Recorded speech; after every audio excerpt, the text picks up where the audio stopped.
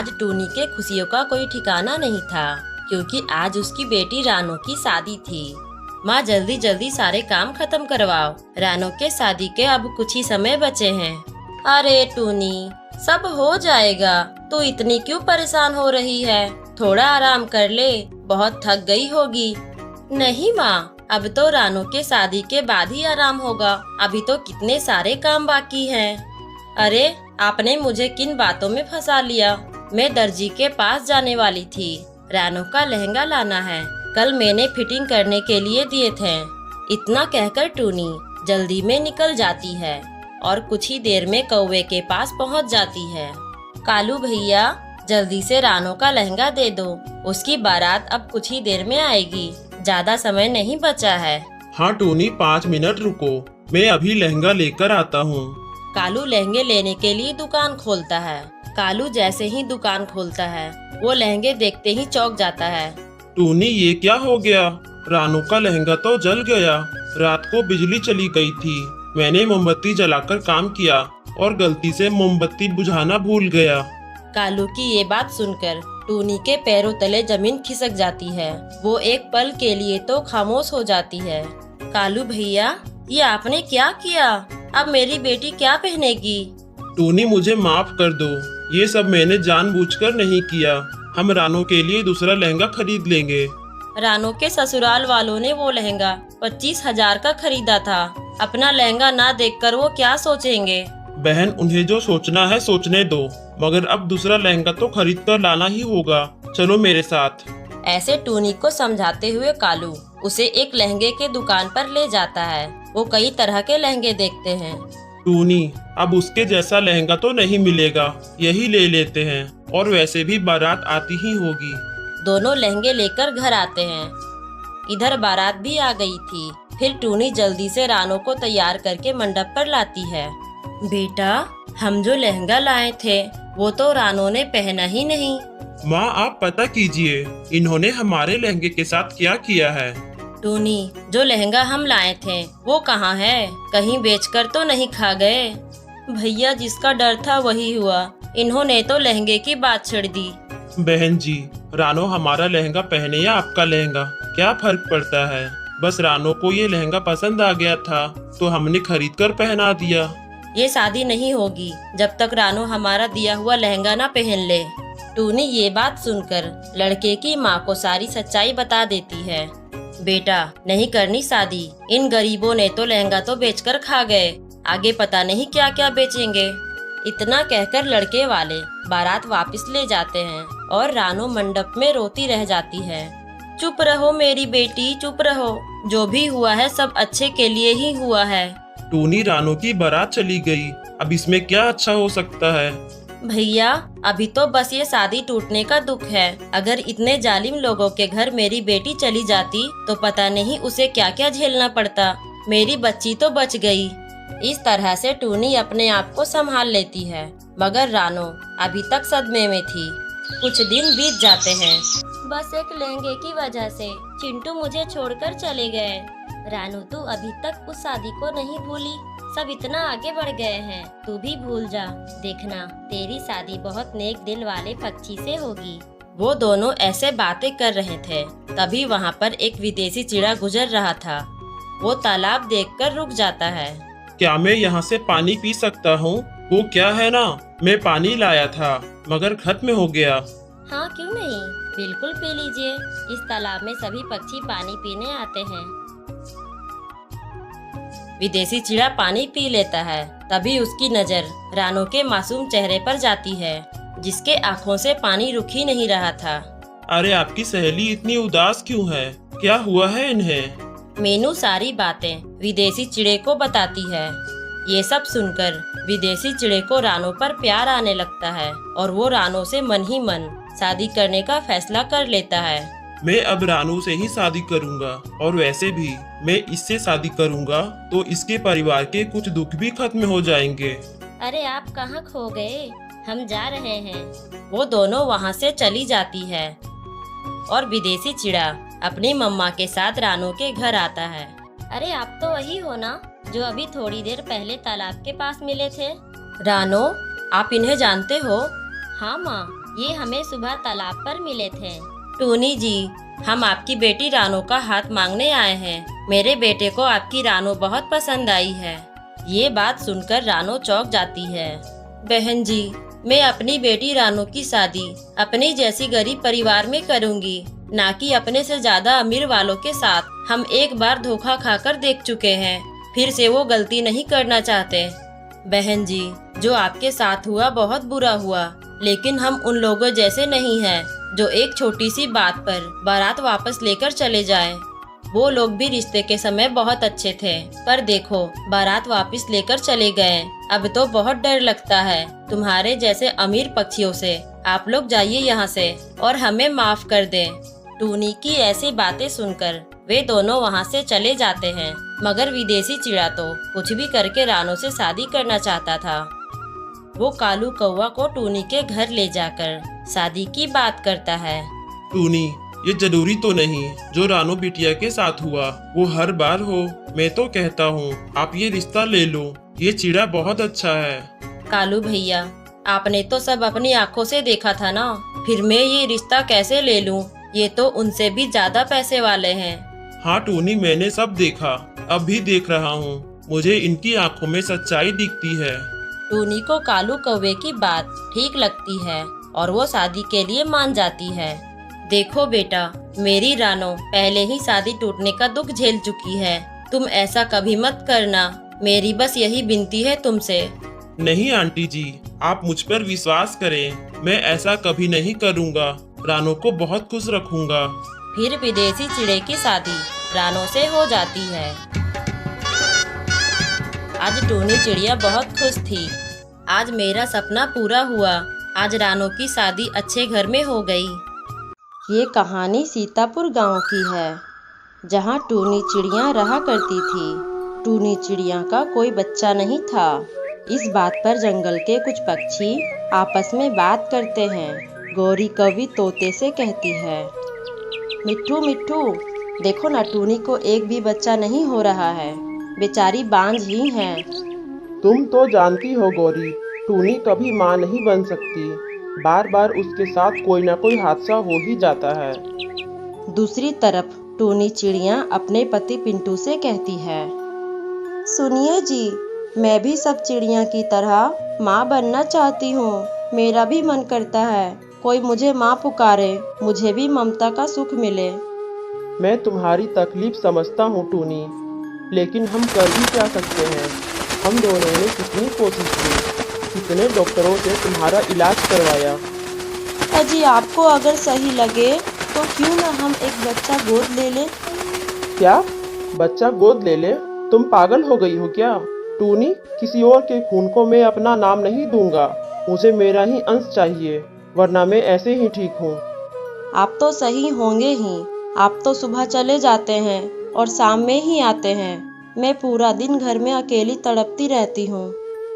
टूनी अपने पति को बहुत समझाने की कोशिश करती है, मगर पिंटू समझने को तैयार ही नहीं था। एक दिन टूनी चिड़िया खाना लाने जा रही थी, तभी उसकी नज़र एक अंडे पर पड़ती है, तो वो उसे देखकर रुक जाती है। अरे, ये अंडा किसका है? ये तो अब फूटने ही वाला है। इसकी माँ कहाँ है? मैं एक काम करती हूँ, थोड़ी देर इसके पास ही रुक जाती हूँ, वरना कोई शिकारी पक्षी इसे खा जाएगा। टूनी चिड़िया काफी देर तक अंडे के पास बैठी रहती है, मगर कोई भी पक्षी वहाँ नहीं आता। मैं कब से इस बच्चे की माँ का इंतजार कर रही हूँ, मगर यहाँ तो कोई पक्षी आया ही नहीं। मैं इस बच्चे को यहाँ छोड़कर जा भी नहीं सकती। मैं एक काम करती हूँ, इसे अपने साथ ही ले चलती हूँ। इसे यहाँ छोड़ना सही नहीं होगा। टूनी अंडा उठाकर अपने साथ ले जाती है और उसी रात अंडा फूटकर उसमें से छोटी चिड़िया निकलती है। वो बच्ची सबसे पहले टूनी चिड़िया की शक्ल ही देखती है और वो उसे ही अपनी माँ मानती है। अरे, ये बच्ची कितनी प्यारी है। मेरी बच्ची, तुम्हें किसी की नज़र ना लगे। टूनी उस बच्चे की माँ का रोज तलाश करती है, पर उसे सफलता प्राप्त नहीं होती। फिर टूनी चिड़िया उसे बहुत अच्छा सा पोषण पालन देती है और मन में सोचती है, शायद ये भगवान की ही इच्छा थी। कि मैं इस बच्चे को पालूं और इसकी माँ बनूं। भगवान ने मेरी ये इच्छा भी पूरी कर दी। आपका बहुत बहुत धन्यवाद भगवान जी। टूनी ने उस बच्ची का नाम परी रखा था। वो उसे खूब प्यार देती थी। कुछ दिनों बाद पिंटू कबूतर घर आया। अरे ये कौन है? टूनी, ये किसका बच्चा है? ये हमारा बच्चा है। कितनी प्यारी है ना ये। टूनी, तुम पागल हो गई हो क्या? और ये तुम्हारा बच्चा कहाँ से आया? सच बताओ टूनी, इस बच्चे को कहाँ से उठा कर लाई हो? आप कैसी बातें कर रहे हो?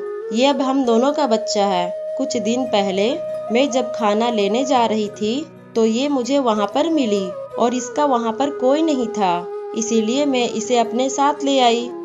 टूनी, ऐसे ही किसी का बच्चा उठाकर ले आई हो और इसे अपना बच्चा बता रही हो। तुम्हें शर्म नहीं आती क्या? आपकी हिम्मत कैसे हुई इसे किसी और का कहने की? ये मेरा बच्चा है। ये सब सुनकर परी चिड़िया डर जाती है और वो अपने माँ के पीछे छिप जाती है।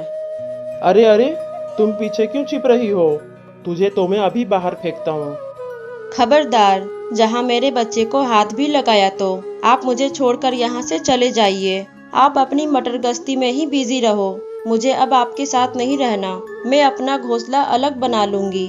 आज से हमारा रिश्ता खत्म।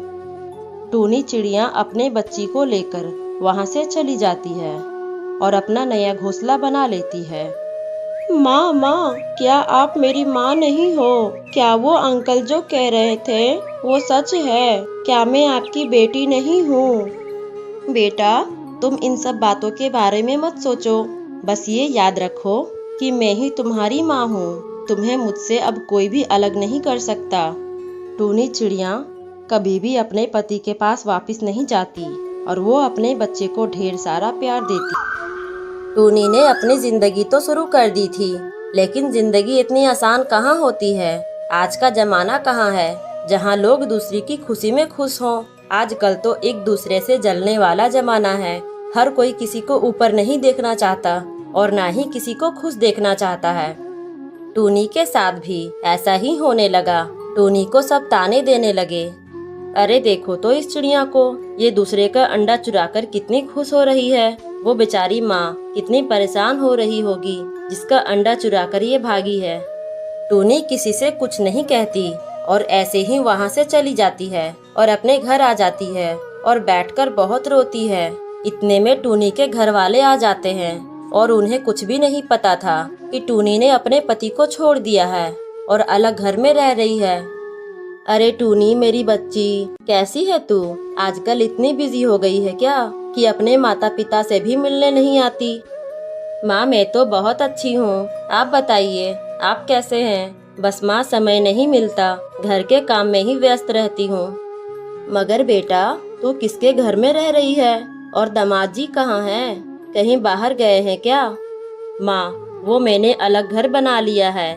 पर बेटा, तूने ऐसा क्यों किया? और तूने मुझे बताना भी जरूरी नहीं समझा? पिताजी, वो मुझे बहुत ही परेशान करने लगे थे और महीने में बस एक बार ही घर आते थे और मुझ पर बिल्कुल भी ध्यान नहीं देते थे। हमारे बच्चे भी नहीं थे और उन्हें इस बात की परवाह भी नहीं थी। तभी वहाँ पर परी चिड़िया आ जाती है। मम्मी, ये कौन है? परी बेटा, ये तुम्हारे नाना नानी हैं। इन्हें नमस्ते करो बेटा। नमस्ते नाना और नानी जी, मैं आप लोग के लिए मीठे मीठे आम लाती हूँ। अरे वाह परी बेटा, तुम तो बहुत समझदार हो। जाओ जल्दी से लेकर आओ। परी चिड़िया आम लेने चली जाती है। तभी टूनी की माँ कहती है, अरे टूनी, अभी तो तुमने कहा कि तुम्हारा एक भी बच्चा नहीं है, फिर ये इतनी प्यारी बच्ची किसकी है? टूनी सारी बातें अपनी माँ को बताती है। बेटा, अगर इसकी माँ मिल गई और इसे यहाँ से ले गई तो तुझे कितना दुख होगा इसे छोड़ने में। पापा, आप भी औरों की तरह बोल रहे हैं। सब लोग यही कह रहे हैं, लेकिन मैंने इसे पाला है और अब मैं ही इसकी माँ हूँ। बेटा, हर मुसीबत में मैं तेरे साथ हूँ। बस तू कभी हार मत मानना और कोई भी दिक्कत हो तो मुझे जरूर याद करना। तेरे मम्मी पापा है तुम्हारे साथ। मम्मी पापा, आप लोगों का बहुत बहुत धन्यवाद। मुझे तो लगा था इस लड़ाई में मुझे अकेले ही लड़ना होगा। और फिर टूनी के माता पिता कुछ समय के बाद चले जाते हैं और किसी को नहीं पता कि कब क्या हो जाए। टूनी के माता पिता की बात सच हो गई और परी की माँ अचानक से आ गई। ये मेरी बच्ची है, तुम इसे मुझे वापस दे दो। नहीं, ये मेरी बच्ची है, तुम इसे छोड़कर चली गई थी। इसे मैंने जन्म दिया है, इस पर तुम्हारा कोई हक नहीं है। तुम तो परी को छोड़कर चली गई थी। जब ये अंडे से निकली तो ये मेरी शक्ल ही देखी थी, इसीलिए ये मुझे माँ मानती है, तुम्हें नहीं। तुम कुछ भी कहो, ये मेरी बेटी है और मैं इसे हासिल करके रहूंगी। टूनी चिड़िया ने परी को जाने नहीं दिया और रानी चिड़िया वहाँ से गुस्सा होकर चली गई और अपने घर में जाकर वो बोली, कुछ तो करना होगा, आखिर वो मेरी बेटी है, ऐसे कैसे वो मेरी बच्ची को नहीं देगी। कल मैं चील राजा के पास जाऊंगी। रानी चिड़िया राजा के पास जाती है और सारा मुद्दा राजा तोते के सामने रख देती है। राजा जी, परी मेरी बेटी है, मैंने उसे जन्म दिया है, तो क्या एक माँ को उसकी बेटी के साथ रहने का हक नहीं है? हक? कैसा हक? राजा जी, अब एक माँ अपने नवजात बच्चे को अकेला छोड़कर चली जाती है तो उस बच्चे पर उसका कैसे हक हो सकता है? मैंने परी का देखभाल किया है तो उस पर मेरा ही हक है। मैंने दोनों पक्षों को अच्छे से सुना है, जिसके बाद मैंने फैसला किया है कि कुछ दिनों के लिए रानी चिड़िया को अपनी बेटी को साथ रखने का जरूर अधिकार मिलना चाहिए। अगर किसी कारणवश वो अपनी बेटी को पालने में सक्षम नहीं हुई या परी चिड़िया उसे अपनी माँ नहीं मानी तो परी पर सिर्फ टूनी चिड़िया का ही अधिकार होगा। परी चिड़िया रानी चिड़िया को सौंप दी जाती है। रानी चिड़िया बहुत खुश होती है। परी मेरी बच्ची, चलो मेरे साथ। परी और रानी दोनों घर पहुंच जाते हैं। मेरी बेटी मेरे घर आई है, आज उसे बहुत अच्छा खाना दूंगी। रानी खाना तैयार करके परी को आवाज देती है, परी बेटा कहाँ हो? देखो तुम्हारी माँ तुम्हारे लिए कितना स्वादिष्ट खाना बनाई है, तुम बहुत खुश हो जाओगी इसे खाकर। रानी परी को बार बार आवाज देती है लेकिन परी नहीं आई। रानी चिड़िया परी को खोजते खोजते बाहर निकल जाती है। तभी परी एक डाल पर बैठी दिखाई देती है। बेटा रो क्यों रही हो? चलो ना खाना खा लो। मुझे नहीं खाना है, तुम बस चली जाओ यहाँ से। चुप करके खाना खा लो। कहा ना नहीं खाना मुझे। रानी परी को मार देती है। देखती हूँ कब तक नहीं खाओगी। और रानी घर चली जाती है। नहीं, ये मेरी माँ नहीं हो सकती। माँ अपनी बच्ची को कभी नहीं मारती। मुझे अपनी मम्मी के पास जाना है। रानी चिड़िया भी सोचती है, मुझे ऐसे परी पर हाथ नहीं उठाना चाहिए था। मैं सच में बहुत बुरी माँ हूँ। रानी परी के पास जाती है। परी के आंखों से आंसू रुक ही नहीं रहे थे, वो रोए ही जा रही थी। परी चलो, मैं तुम्हें ऐसी जगह ले चलूंगी जहाँ तुम बहुत खुश रहोगी। चलो मेरे साथ। रानी परी को उसके माँ के पास ले जाती है। परी अपनी माँ को देखकर लिपट जाती है। उनका प्यार देखकर रानी के आंखों में भी आंसू आ जाता है। मुझे माफ कर दो, सॉरी, मैं तुम्हारी एक अच्छी माँ नहीं बन पाई। और टूनी तुम्हें मुझसे बहुत अच्छे से संभाल सकती है, तुम उसी के साथ रहो। मैं तुम लोगों को कभी भी परेशान नहीं करूँगी।